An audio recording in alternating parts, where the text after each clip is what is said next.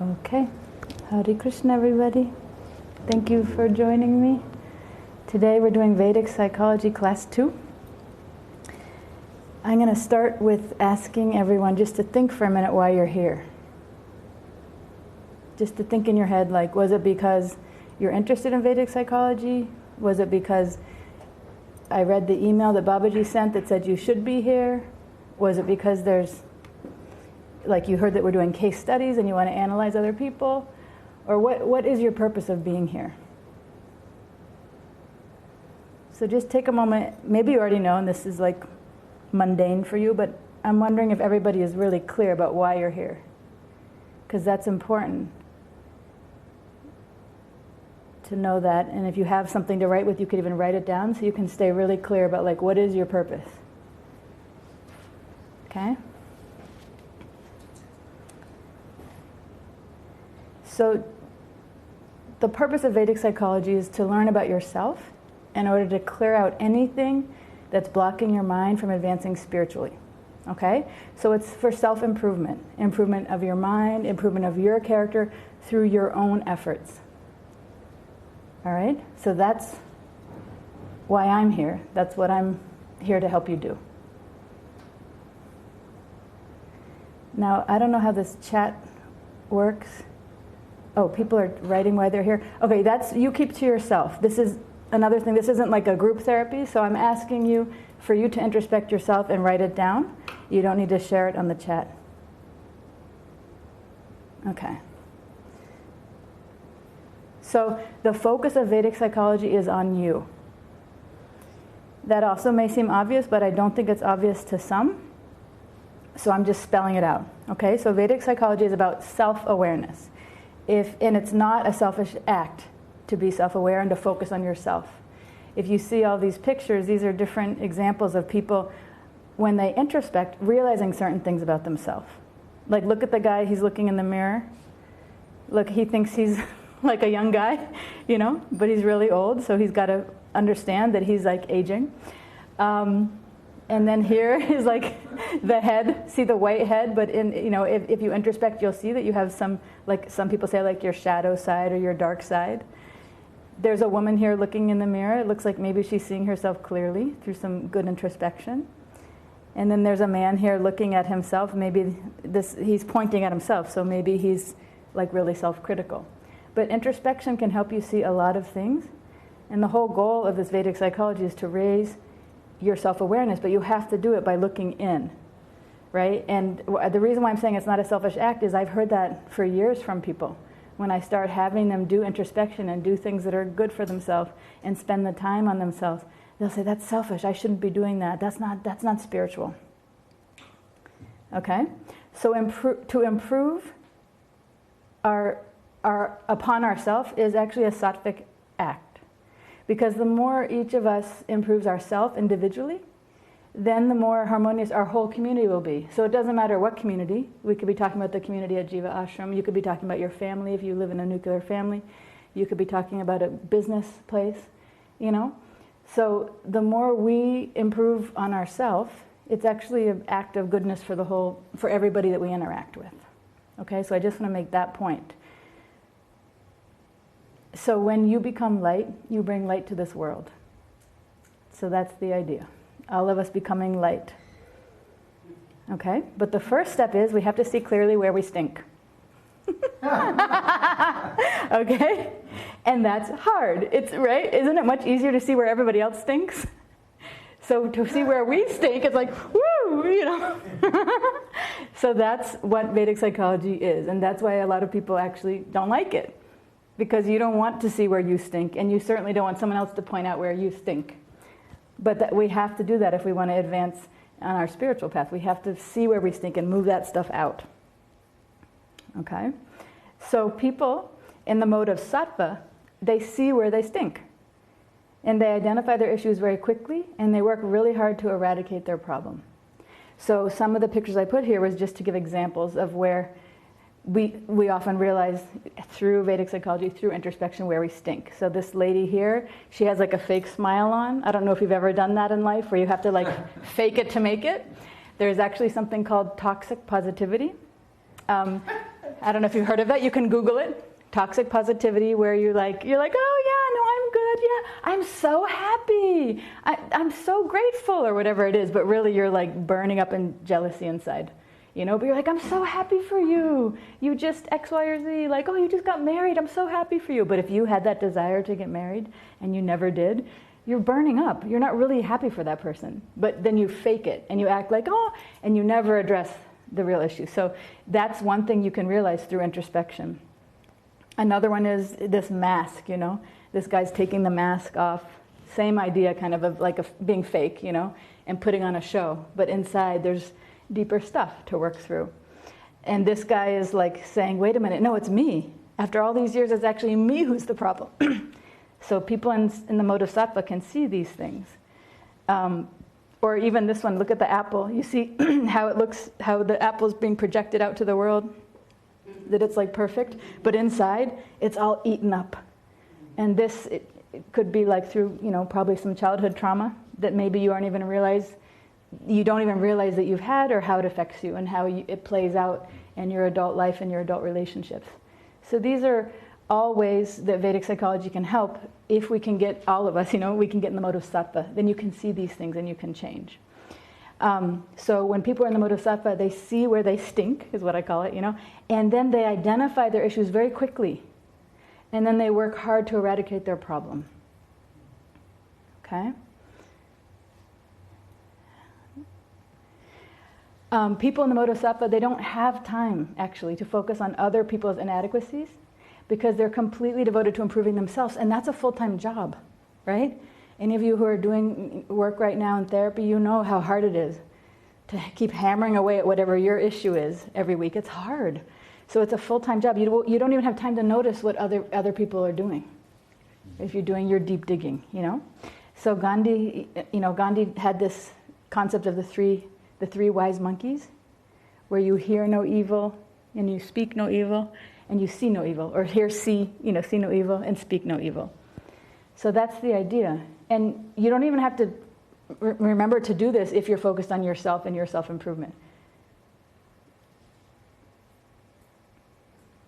So Sattvic people, they understand the purpose of Vedic psychology very clearly, understand the purpose of the teachings, and then they align their actions with the purpose. So if the purpose is self-improvement, then whatever you're hearing in these classes, you're turning it onto you, and you're going, okay, it's self-improvement. So you don't have a lot of time to focus on all the extraneous other details or ask questions that are kind of like off topic just because it's interesting. Unless it's going to help you improve, then it's not really related. Okay? So that was just a little ramp up about Vedic psychology. And now I'm going to get into the outline of what we're going to talk about today. So today I'm going to talk about just a quick review of the learner types, which we talked about last week. And then I'm going to do a deeper dive into sattva, rajas, and tamas. And then I'll give a little homework. Because this week I got a lot of different emails with questions, and I had a lot of conversations with people about sattva, rajas, and tamas. And I kind of did it really quick, you'll see how much more I have to tell you this week about it. So a lot of it just may be review for you, and maybe some of it will be new. So just the review part is the three learner types, right? Remember I presented this slide that the Sattvic type as a learner is very clear, very concise, and they're self-reflective. They're taking whatever you're telling and they're looking at themselves with that information. The rajasic type, they're impatient, right? They know it all, and then they're competitive. They want to be better than you, right? And then the tamasic type, they're confused. They're not quite sure, like what? And what should I do with this information? Did she mean this or that? And then they're insensitive, right? So they'll do things, particularly in a classroom, that might upset the other students, but they won't realize it. So a review of the learner types. Remember this slide? I kind of went into a little detail of these learner types. So the Sattvic learner understands the purpose, right, and realizes that the content is actually about them. Not all of it, but pulls the pieces that relate to them and uses it to improve themselves. They focus on applying the lesson to themselves. They take responsibility for their thoughts, their feelings, and their behavior, and then they make steps to change. The rajasic learner they typically will ask questions that are irrelevant. It's like about an extraneous detail that wasn't really the point. And they don't really quite understand the answers. Oftentimes, if you're teaching, you'll feel like they heard you, and then they seem like they get it, but then they ask the same question again the next class, or they just in one ear out the other, and it's like, oh, they didn't really get it. They don't see how the lecture applies to them. They're more focused on, if you're doing a case study, they're more focused on the person you're analyzing. And then they forget the purpose actually of what you're trying to teach. And especially in Vedic psychology, they forget that the purpose is for them to improve themselves. So they try to help other people as an expert, and they'll point out other people's mistakes or their problems, even their own teacher. And then the third type is a tamasic learner. They don't understand the purpose, therefore they ask really long-winded kind of rambling questions. They'll like tell a story before, and then you're like, what is the question? What is your point? They go in circles, they're off topic. I already said in the last slide, they're insensitive to how their questions kind of derail the class.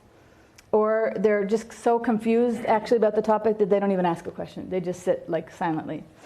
I remember when Babaji was teaching me about sattva, rajas, and tamas, he told me, I forgot where we were, but I was saying, oh, that person is so sattvic. And he's like, yeah, sattva looks like it can be sattva, but it also, tamasic person can look sattvic.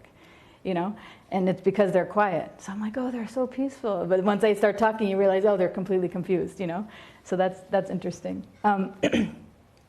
So they also think they're good at introspecting. The tamasic people are like, oh, I have the best insight, And they use the case concepts that I'll be teaching in Vedic psychology. They'll take the concept and they'll use it as a way to they'll use the right jargon to kind of control other people or manipulate other people.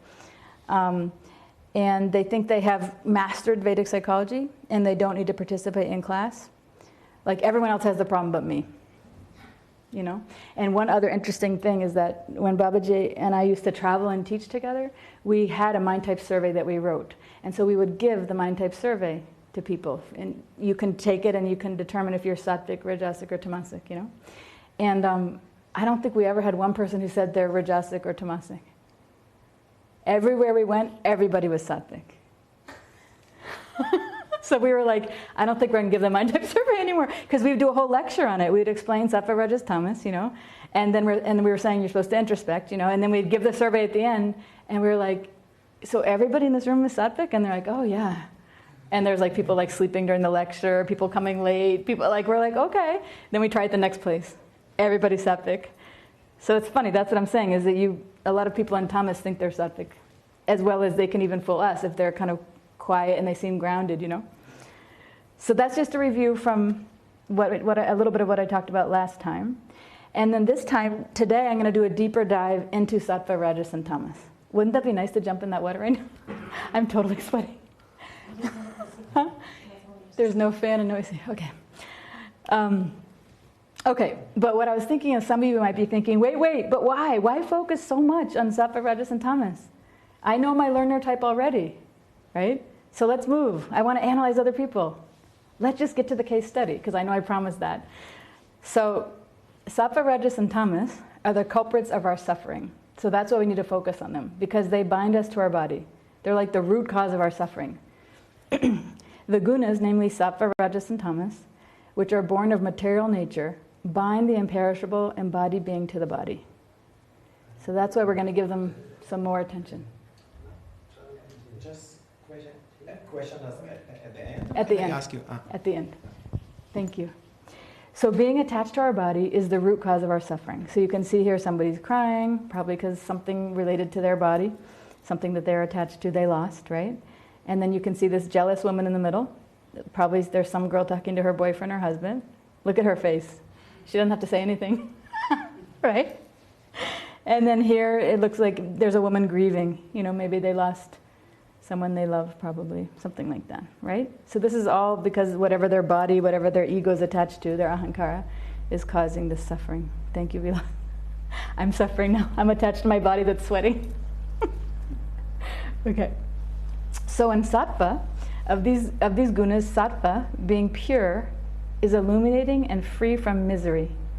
But it binds by attachment to happiness and knowledge. So that's interesting. Even in a state of sattva, we have attachment to our knowledge, to our happiness. And look at this little girl.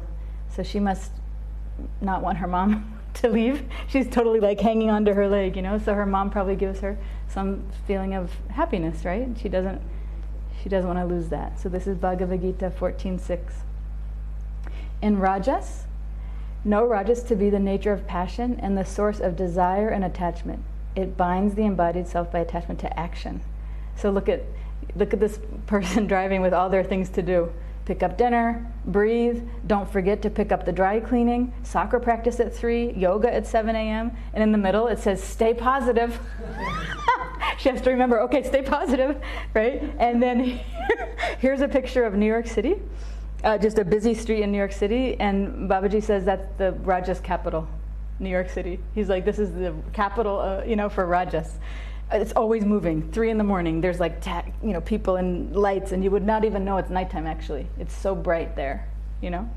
And then here we have first, second, and third place. And Babaji, I'm sure you guys have heard him, but he always talks about how it's not really about being first. It's about the fact that you beat 2 other people.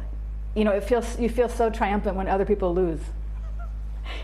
So that's this is like Rajas, like passionate, you have to be number 1, and also it feels just so good to see those losers next to you, So this is Rajas. And then tamas is know tamas to be the source of ignorance, the deluder of all embodied beings. It binds fast through carelessness, lethargy, and sleep. So that's how tamas binds us. And you can see here eating pizza, lounging on the couch. You can see like a messy room. That's like the state of tamas, like just probably dirty clothes all thrown there, maybe mixed in with clean clothes too. If you don't do your dishes and you just let them all like pile up there in that corner picture, and then look at this guy. Does he look sattvic to you or rajasic? Or he looks confused, right? He's like, huh? So that's tamas. Bhagavad Gita 14:8. So I wrote a list just so you can get a feel for sattvic. If you see these characteristics, you could think that that's probably sattvic personality types. So they set clear goals. If you're in the mode of sattva, you set clear goals and you work to achieve them.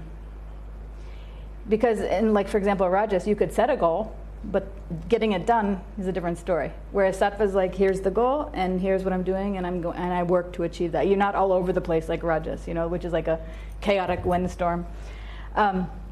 You say what you're going to do, and then you follow through. You follow a set routine and you're disciplined.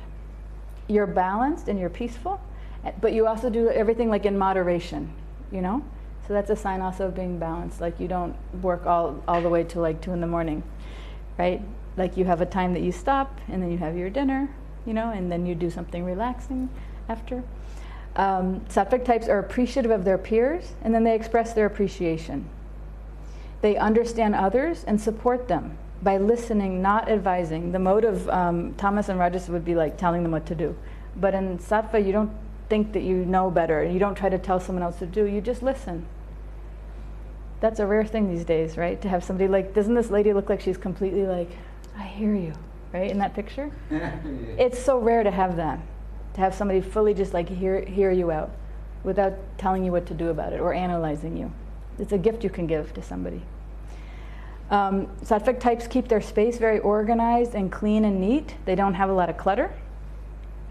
They're inclusive of others, and they have harmonious relationships. So that ahankara is down, it's not about me and mine.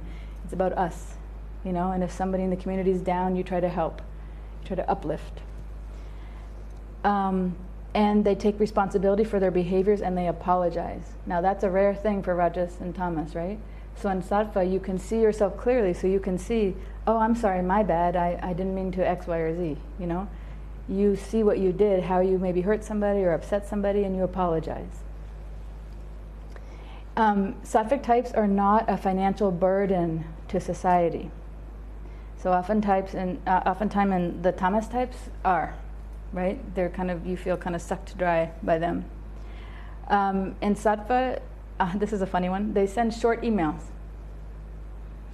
So the reason I'm saying it is because I only have taught once for 1 week, one time, and I got a lot of very long emails.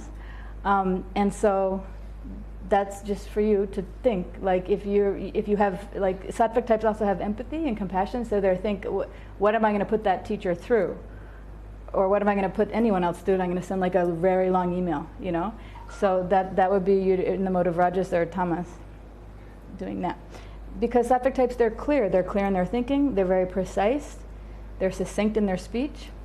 And like I said, I didn't put it here, but they're empathetic, you know? They think before they do something, you know? They think through, how would I affect the other person with that? And what is my point? Why am I writing all that? Sattvic types are also on time, and they're actually usually early. And they're aware of how their behavior affects others. So if you're sattva predominant, and the Bhagavad Gita 14:11, it says, when knowledge illuminating the factual nature of objects arises in all the cognitive senses, which are the gates into the body, then one should know that sattva is indeed predominant. We need sattva in order to see ourselves clearly and to see our attachments that cause us suffering. So the rajasic types, they like spicy foods and caffeinated drinks.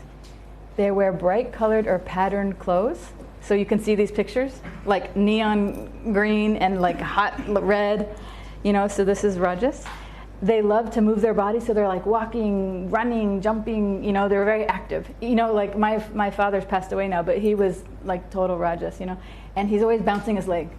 Like if we were talking, he's either shaking his foot or bouncing his leg. He had so much like rajas energy, you know. Rajas types are never satisfied. There's always like more. I need more. I can do more. I can do better. Or you can give me more. Or you can give me, you know, like they'd like to get more. They do everything with intensity. They have the 3 C's. They're really good at these 3 things: comparing to others, criticizing others, and competing. Because they're passionate. That's what rajas is. It's in the mode of passion. They like strong tastes and touches, smells, sounds, and sights. So for all 5 senses, they like strong. They don't like the subtle things, you know. Babaji told that story, I think about, I forgot who it was, but who liked the 10 packs of hot sauce, you know. It's like very, you know, it's not like a little subtle, you dip it in a little hot thing. It's like, just put 10 packs on and or just eat the hot sauce plain, you know. That's like rajas. They have disorganized spaces because they're going 100 miles an hour and they're packing 10 extra things in the day that they don't even have time for, you know. So it's always like, you know, hectic and kind of chaotic. They follow an irregular daily routine.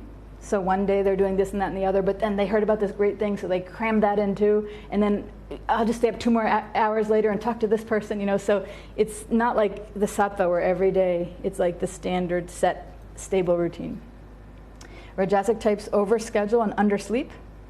They overdo everything, kind of like workaholics. They're not all workaholics, but whatever they put their rajasic energy into, they're going to overdo it, you know. They tend towards anxiety. They're hypocritical, and they make promises and don't follow through. Sounds good. So for rajas predominant, when rajas is predominant, greed, activity, undertaking of work with a material motive, and uncontrollable desire for sense objects become manifest. Bhagavad Gita 14:12. So you can see the guy with money, he's like, and then this is like a, you know, uncontrollable desire for sense objects. So this is some woman looking, you know, attractive, attracting probably a lot of men. But rajas is very important. So we need rajas. We need it for motivation. We need it for inspiration. We need it for passion, to get things done, to act, for having some sort of excitement, and for accomplishing big goals. So if we had no rajas, and if we said, oh, this is bad, you read all that list and you're like, I don't want any rajas, then you're never going to get anything done. Because sattva doesn't really move. They just sit there and study or meditate. And tamas also doesn't move for different reasons. You know, they like the couch, maybe the fried chicken or whatever, the pizza, sleeping, right? So we need rajas to move. It's just, so we don't want to feel bad about it. We just want to use it in the right way to move in the right direction we want to go in our life. Tamasic types, you see, this is how the room would look, right? It's different than the rajas is like kind of messy, but tamas is messy and like dirty, more like this might be a bunch of dirty clothes, and you see she looks like kind of depressed, like unmotivated. She can't get it done to clean all this stuff up. Whereas the rajasic types, they're doing too much other stuff, and that's why they can't clean it up. So it's a difference, even though it looks the same, like a pile of clothes. So the tamasic types, they eat heavy things like fried foods, or they reheat food. They microwave food, they eat leftover food, or they eat like takeout food or packaged foods, meat, eggs, fish, and mushrooms. You know, ideally you wouldn't have food that's more than 3 hours old. That would be if you want to eat sattvic, you know, it's like within 3 hours, and then otherwise it's getting too old. Tamasic types also like weed or marijuana, beer, or I think here in India it's called bhang, but things that are downers. They're messy, dirty, and cluttered spaces. They have like, that's the MO there. They just can't motivate to clean it, basically, or organize it. They make bad decisions. That's kind of a broad word, but basically they can't see clearly. You know, tamas is in the mode of dull, heavy, thick, you know, maybe even depressed, so they can't see things clearly. So they make decisions from an unclear place. They tend to accumulate things. They oversleep and overeat. They underdo things, except for sleeping and eating. They gossip. Be pretty negative. Sorry, I just went black. Negative and critical. Is this still on? Okay. Okay. They tend to wear dark-colored clothes, or even dirty clothes. This is a funny story. So, you know, I see most of my clients, almost all of them, online, on video, you know. And so when I'm teaching them, I oftentimes will start with teaching them about sattva, rajas, and tamas, and the guna they're in. And they all think they're in sattva, like I said, you know. And then I'll say, okay. And then I'll try to give them some more hints. I'll describe rajas and tamas, and they're still like, no, I'm sattva. And then I say, okay, just take a peek at what color shirt you're wearing. And inevitably, they're always wearing dark blue or black, which is total tamas. And I'm like, okay, why did you pick that shirt? You know, so oftentimes we don't realize it, but by the color of shirt even you're choosing to wear, you know, it can be an indicator of your mind.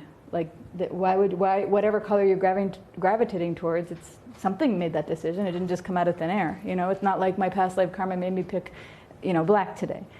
It's your mood. What mood were you in is the color you wore. So that's really helpful. And I've worked with some clients to make a plan to get them out of this tamas mode, even just by changing the color shirt they wear. And it helps a lot, actually. So tamasic types also tend to procrastinate. Like in this picture, the woman's probably not going to clean up her clothes that day. She's like, oh, I can't do it. There's something else I've got to do and that's more important, probably like sleep. They tend to blame others. They think they're great and they have no problems. They tend towards depression, and they depend on others for financial support. And they hold grudges. They just can't accept whatever it is that happened. They can't seem to let things go. Tamasic predominant is when tamas is predominant, there's an absence of discrimination. There's an indifference to your duty. You know, that's why this woman is taking this man's money, right? And these two men down here look like, right, the tamas time, you know? Careless, delusion, and delusion. So they're indifference to duty. They have the carelessness and the delusion, and they begins to manifest. So this is Bhagavad Gita 14:13. But tamas is fundamental for our health. That's the thing. If we had no tamas, how would we sleep? You know, tamas is the thing that helps us sleep. So it also slows us down. It also makes us stable, and so that's grounding for us. So in fact, we're constantly moving between all these three gunas in any given day, all the time. You know, tamas makes us sleep. Rajas propels us to act, and sattva impels us to do good. So we need all three gunas. But we want to have them in the proper proportion, right? We want sattva to be the predominant one, and then some rajas would be nice so we can actually do our sattvic work, and then tamas so we can feel a little grounded and we can sleep. In the mode of sattva, advancement in spiritual life becomes a lot easier. If sattva is predominant, then we can see ourselves clearly. So here, the reason why I put this picture is, this is, for example, if somebody's coming to see me for a session for Vedic Psychology, you know, this is what the iceberg above the water is what they can see about themselves. But really underneath, it's a much bigger, you see how that iceberg is a lot bigger and deeper, and that's like all the childhood stuff that they can't see, that's driving them to behave the way they're behaving, to think the way they're thinking, to feel the way they're feeling. So the idea is that when sattva becomes predominant, when we get, you know, in the mode of sattva, then we can see that iceberg ourselves. We can see our samskaras. You know, we can say, oh shoot, I'm sorry for acting that way towards you because my whatever samskara was triggered, and I didn't mean to do that. I was like seeing red at that time. I was so angry, but I didn't realize it was something inside of me. It's not really you.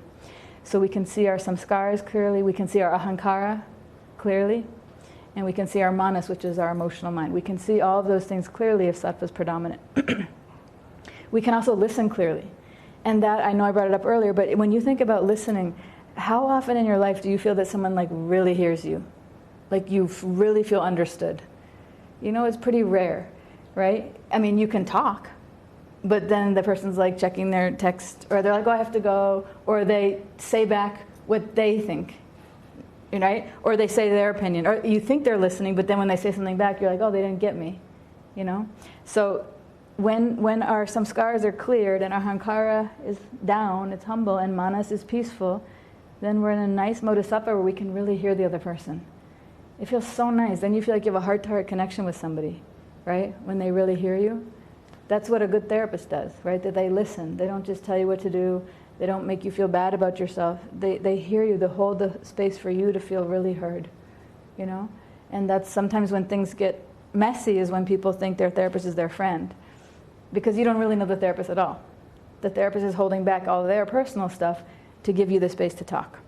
But then you're like, oh, you're my friend. You know, people tell me that. And I'm like, well, I'm not really your friend because you don't know me.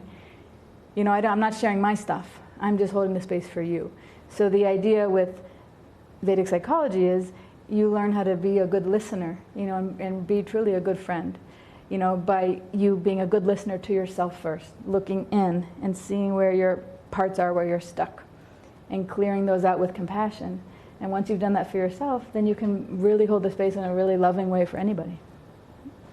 So, and to that end, we also can empathize with and support others as well, you know, once we've cleared our stuff out. We're responsive and we're clear communicators if we're in the mode of sattva.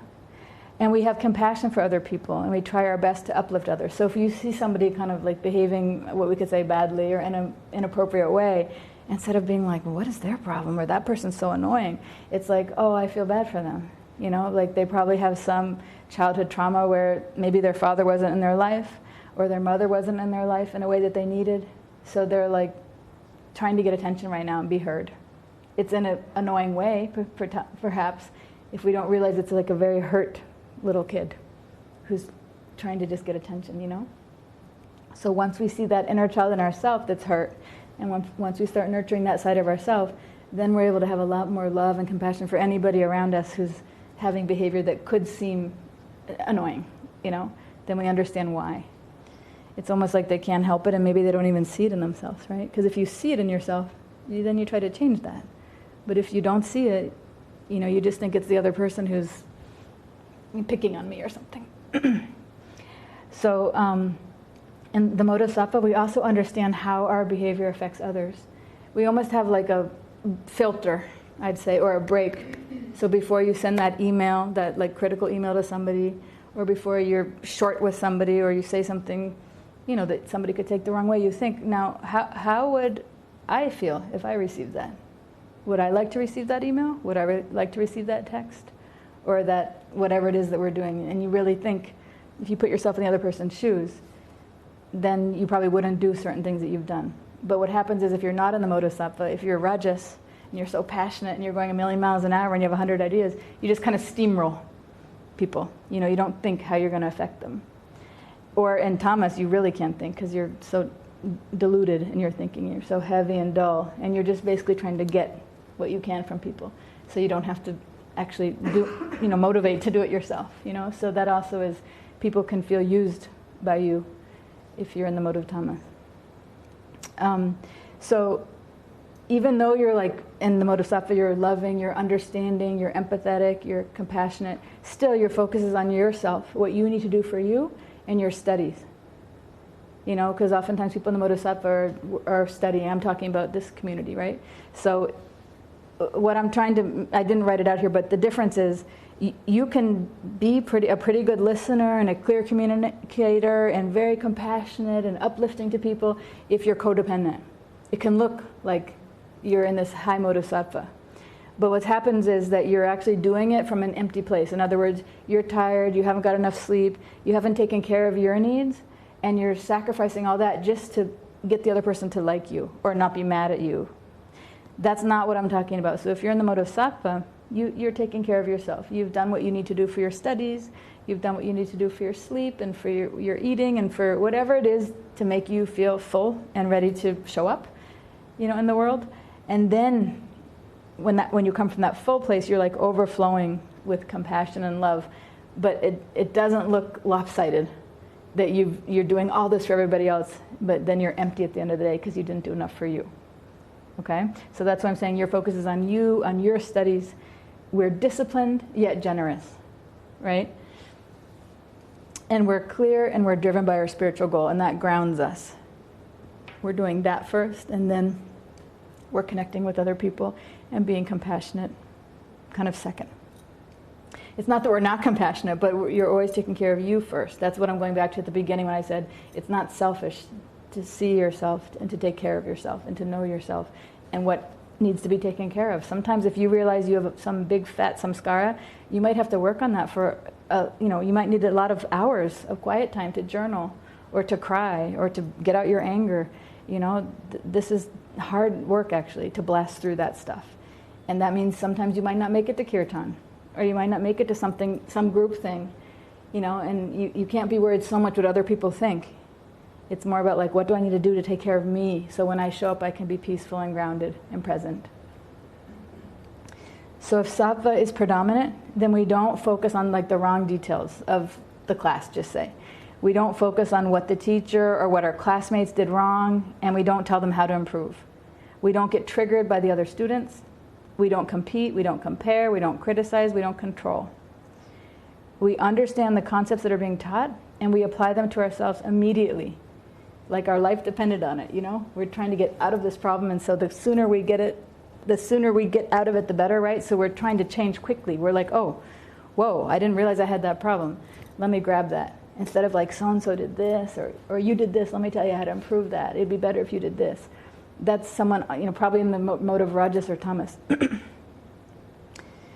If we're in the mode of rajas, advancement in spiritual life is accomplished by controlling and manipulating others.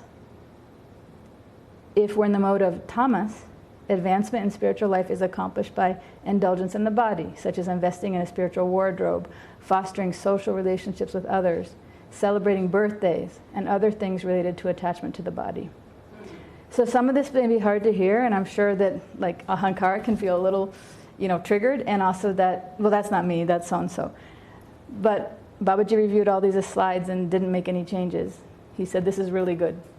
So these are things that he also agrees with. So in terms of homework, I'm going to give homework, and then we can open up for like question and discussion.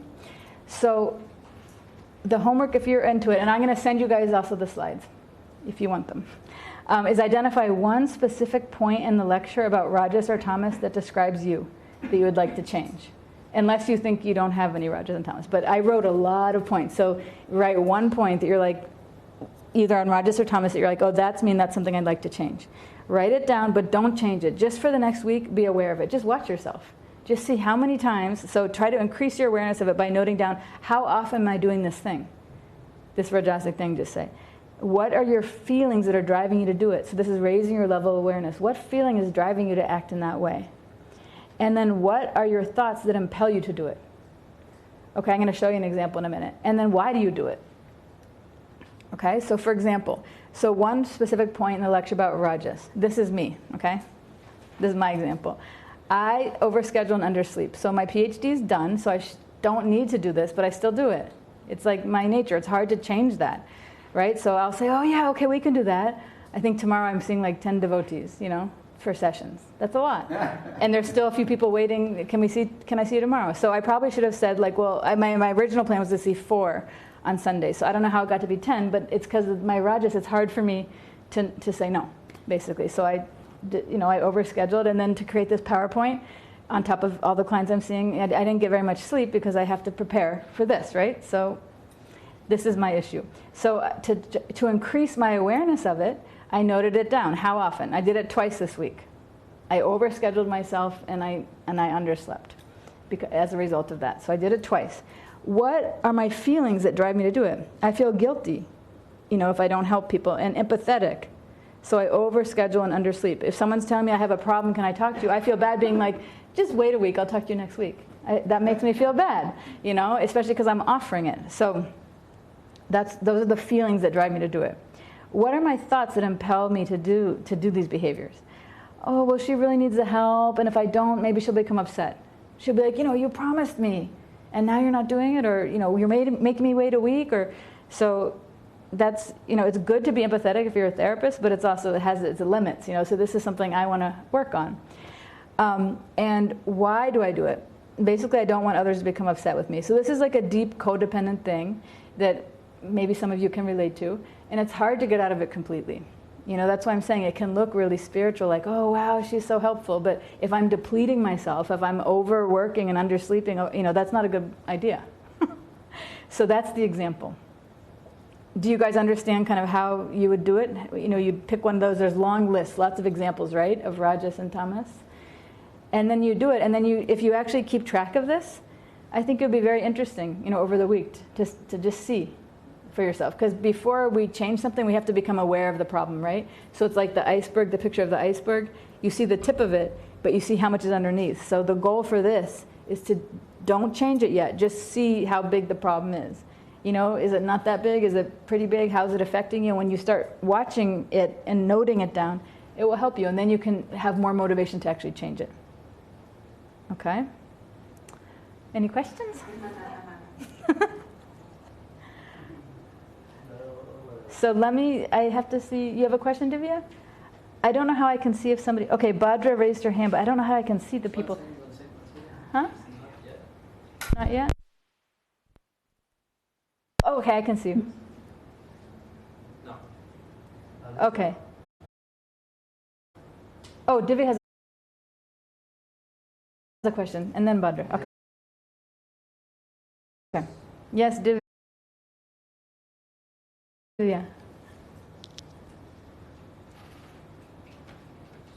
can you highlight on this toxic positivity? What is it? Okay. So I would say, I'll describe it a little, and then you research it too, and tell me what you think. It's an interesting concept. So the concept is that when things aren't going well in your life, not your life, but when you have a negative feeling, okay? So maybe you're angry at someone, maybe you're jealous about something, that you cover it up and just say, oh my God, I'm so happy, everything in my life is going so great, and I'm so happy for you, when really like you're jealous. Like the example I gave is like this, just say I wanted to get married, and then my friend got married. Instead of me admitting like I'm jealous, maybe not to her, but to myself at least, instead I'd be like, I am so happy for you, that's so amazing. I don't know, have you had somebody talk to you like that and it feels so insincere? You can tell when somebody's doing it, right? Have you, Divya? No? Have you experienced it? I don't know. No? So it's when you're being insincere about how you feel. It's incongruent. What you're saying is not matching how you're feeling. You're covering it with this sweetness that's like too syrupy sweet. It doesn't match actually your heart. And I don't know, for me, I can feel it. When somebody's like saying something very positive, Or another example is just say like, we're supposed to all not be attached to our body, right? So then just say like your mother dies or your father dies or something, and you're like, oh, well, that's just Krishna's grace. That's fine if that's what you really feel, but oftentimes you don't, because I work with devotees and they're in session crying with me, but they don't want to admit it because it's like, so they cover it with this toxic positivity, like, oh, Krishna's grace, but really it's like, that's true, I'm not trying to say anything offensive against Krishna, but how you feel in your heart is devastated. So you cover it with these fake flowery words because you don't want people to see your true feelings. Those are a couple examples. Does that make sense, Divya? Or? So true feelings. Yeah, true feelings don't match with what you're actually saying. There's a disconnect. And that's something you can see if you introspect. We probably all do it to some extent, but there's actually like a whole, I guess, condition called toxic positivity, kind of. It's not a diagnosis, but... Okay, do you have a question, Sujini? Oh, Bhagavati. Okay, Bhadra, I'm coming to you. Just one sec, I see you. One more question here, and then we'll go. Bhagavati has a question. Yeah. She wants to know why to celebrate the birthday is to be in the mood of tamas. Okay. Well, I want Bhagavati to answer first why she thinks. Just give me a guess. So the question is, why is celebrating the birthday in the mode of tamas? So you tell me first why you think it might be, and then I'll answer. And if you think it's not, then tell me why you think it's not.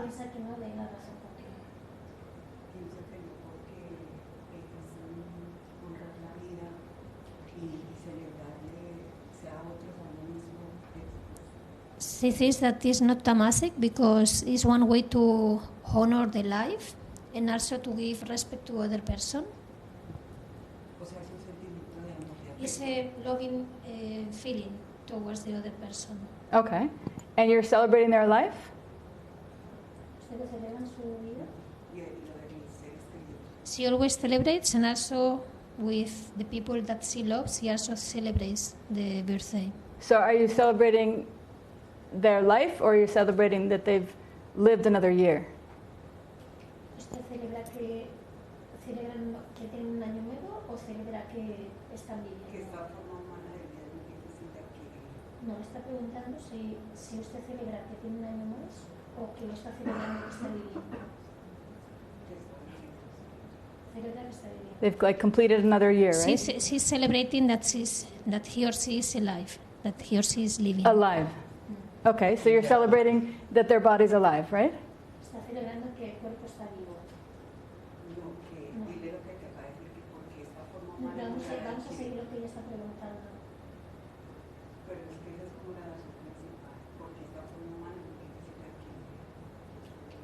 Sí, pero vamos a contestar lo que ella dice. No vamos a sacar otra pregunta.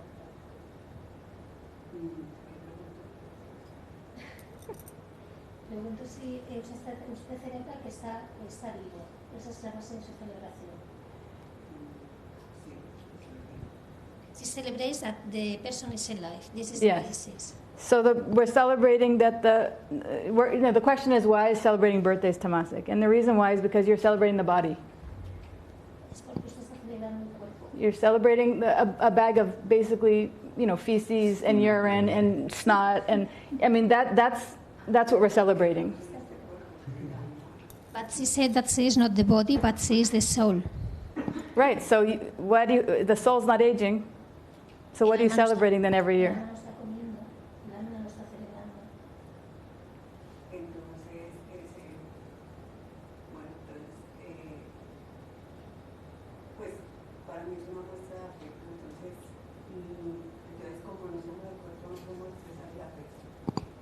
She said that this is a way to show affection, and if we don't have this body, we cannot show affection to others.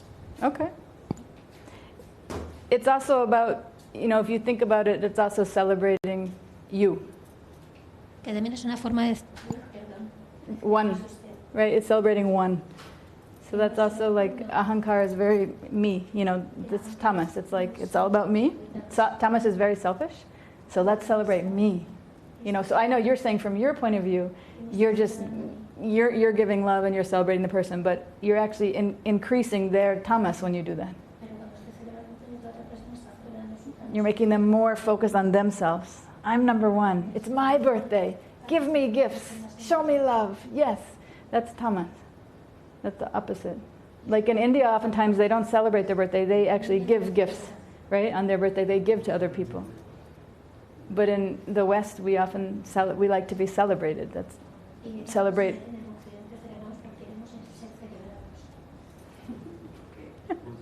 Okay. Bhadra, your turn. Haribol, Joshi, thank you so much for your class today. My pleasure. I think you touch a very important point regarding the beneficial use of the different gunas. Like you were explaining that we should strive to be predominantly in sattva, but we should also be aware on the correct, let's say like this is the way I understood the correct use of rajas and tamas. And you were putting these examples like rajas to have things done and tamas to get good to sleep. So could you please elaborate more about that? I think that's very important. Thank you. What elaboration do you need besides that? I mean, is to get things done in rajas the only use of rajas, and is the get good to sleep the only use of tamas, or they have other uses, like for the benefit of spiritual advancement? So rajas is all those things I listed, so there's more than just get things done. Rajas is a mode of passion, so it's to act, it's to move. Like, just say if you're totally sattvic, you're not going to even exercise. So we need to exercise to be healthy, right? So rajas is the one that impels us to like go on a run or go on the elliptical machine, or rajas is anything that you need to act, you need rajas for. So get things done is one thing, you can say like that, but it's also anytime you need to act, even an inspiration, like an idea, that's rajas. So it can be thought of like that, that it's not just to get something done. It's passion, it's some movement at all, in your head. It could be an idea, it could be thinking through things with some sort of energy. So if in my case, for example, there is a lot of rajas, so is there a way, okay, I'm too rajasic, I'm gonna put myself in sattva, then maybe meditate in the holy name for 15 minutes, and you're learning how to deal with the fluctuation of moods during the day. Is it correct? What is the question? Yeah, like the learning how to deal with the gunas, the fluctuation of the gunas during the day. Like if I feel I'm too rajasic, then to learn how to put myself more into sattva and trying to compensate. Is that right? You could, or you could be like, okay, I've got a lot of rajas, it's not a bad thing. I'm going to use it for my seva. It's action, right? So if there's people who are just in sattva, maybe they're just studying. Maybe they're not actually doing. So rajas is not bad, it's just putting it into the mood of like, okay, I have a lot of energy now, I think I'm going to write an article, or whatever your seva is, I'm going to do more seva. You can put it into that instead of using it to criticize, or to compete, or to compare. You can say, ooh, I feel that rajas energy, I can't sit. Like instead of forcing yourself into sattva, it's like, ooh, okay, what's something I can do to add to this community? How can I help? What seva am I already working on? I'm editing, or whatever it is you're doing, do some more of that. Okay. Thank you, Joshi. Okay. Thank you very much. Good questions. I hope that I answered okay. Okay. Anyone else? Anurag? Oh, yes. Haribol. Haribol. Hi. Nice Thank to you see so much. you. Hello. This is my first class, Mataji. Welcome. Thank you for coming. Yes, Mataji. Thank you so much. Mataji, I have a question. The question is that can we change our nature? Like we are acting in different modes of nature, according to someone can be tamasic, someone can be rajasic, someone can be whatever they are like. So can they be like, I find more rajasic? Can we be shift to being more sattvic? Is it possible? Yes, that's my next lecture. I've already prepared the slides. So once you identify what you are, there's ways to move yourself more into, if you're in tamas, if that's just your natural state, there's ways to move yourself into more rajas. You can't skip and go all the way to sattva. And if you're in too rajasic and you need some more sattva, there's some things you can do to move yourself into sattva. And so I'm going to take, that's a great question, and so I'm going to take us through that and give you something practical that you can try. It doesn't mean that your nature you might not go back to your nature if you're tamas, but at least you have some things you can do to move it, because it's not that it's a fixed thing, that you're just always tamas. Like even in one day it's fluctuating. That was what Bhadra was asking about. So you might have a predominant nature you know. But if it's not, if it's slipping back to tamas or rajas, it doesn't mean that it's a permanent thing. You can do some of these different things I'm going to show you guys next time. And I've been doing this probably for about 10 years now with my clients. I make these different plans with them. Some of you guys have done it with me already. So I'll show you how to do that. Okay. I think it'll be clearer when I take you through the exercise next time. Thank you. Yeah. You anticipated the next class. I also have one other question. Sure. Is it that, Mataji, we have one person can act in two different modes of nature? Like it can be a combination of two. A person can be tamasic and rajasic at Yes. the same time altogether. Yep. Yes, it is. Yeah, that's a good question. It's not so clear cut, right? We actually have all three all the time. So when I'm saying sattva, I'm just meaning predominant. But we have all three all the time. Like a sattvic person can also act in tamasic. Yeah. Tamasic mode of nature. They do every day. And tamasic person can also act in sattvic mode of nature. Yes. Those gunas are fluctuating inside of us all the time. We have all three. So when you're calling somebody sattvic, it means that maybe that's like 51% or more. But the rest could be tamas and rajas. We have to have all three of those to be living, to be functioning. So when we say predominant, it's just more than like 50%. It's the most one, you know, but the other two are there for sure. That's what I was trying to say, like we need tamas to sleep. We need rajas to act, so we have a lot of that going on. You know? Does that make sense? Yeah, sure. Okay. Thank you so much. Thank you. Haribol. And I think that might be it, because Babaji's going to be here in 1 minute. So I can't tell if there's those 7 things are questions on the chat, or no questions. Okay. Yeah, one question is there. Should I just try to answer real quick? I talk fast.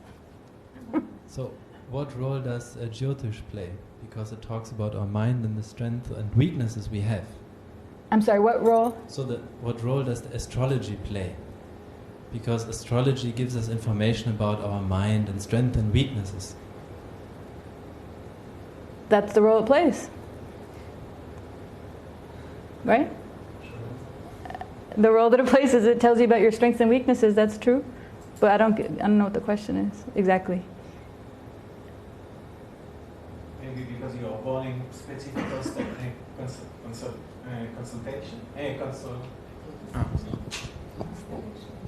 Yeah, it gives you information on that. That's true. Can I make a comment? Yeah. Okay, so there's a famous quote from Babaji's Param Guru.